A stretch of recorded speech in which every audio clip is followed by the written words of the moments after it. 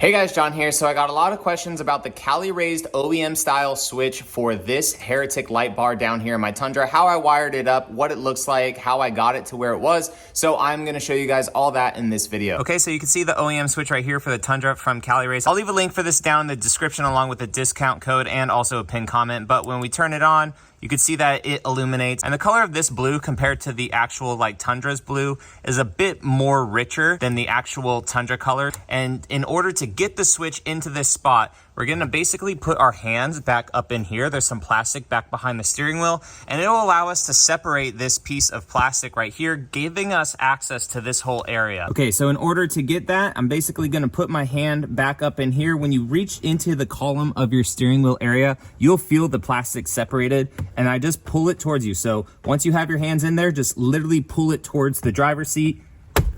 And you can see how it starts to come off. Yeah, it will separate right there a little bit. And then if you want, just get your hands under it and just keep pulling towards yourself. So just keep pulling towards yourself.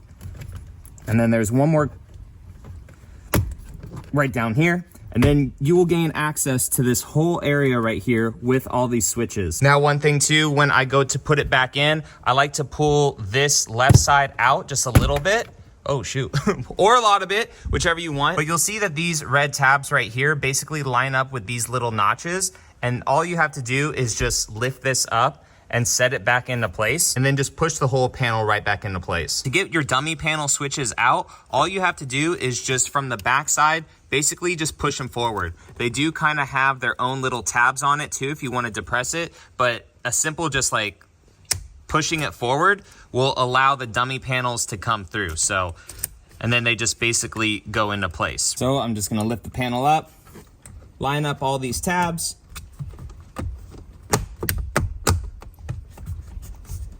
and then the plastic just goes into place. Same with the side panel over here. Perfect. So wiring may be different for whichever harness you have, but for this Heretic light bar, I basically ran all the wires in here, was able to zip tie them, made them nice and tight right here, and then negative to negative, positive to positive over here. The relay, I set right down here. I undid this bolt, set the relay itself right there. Now the crappy thing about the Tundra is that the battery is on the passenger side, but the hole in the firewall for everything that we need is over there. So this, I don't like the way this looks, but I think what you could do is you could lift the cowl up in this area. There's various points to lift it up. I just want to make sure that it's safe for that. And then I would run the harness under there because I don't like how much the harness droops towards the motor, and there isn't any real holes in this area to keep it up. So I basically had to zip tie it to the windshield wiper hose right here that supplies the water for the windshield wiper fluid, and basically it just sits right here, which I don't like. So I may just pop open the plastic there and run it that way.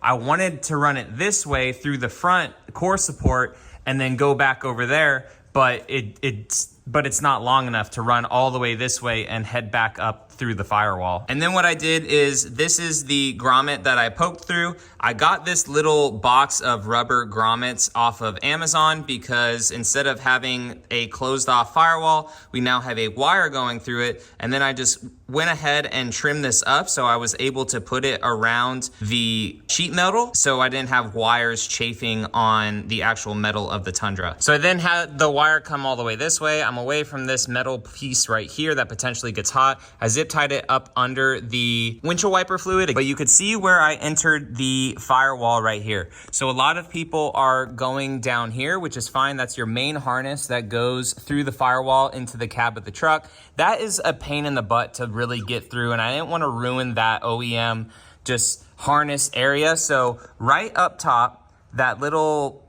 rubber piece that I showed you, I went ahead and just used some needle nose pliers and I took it out of that spot right there. And then all I did was took a scribe. I made sure that on the other side of the firewall, there wasn't anything right there. And then I just poked a hole with the scribe and it went through the insulation, and then I was able to feed the wire through.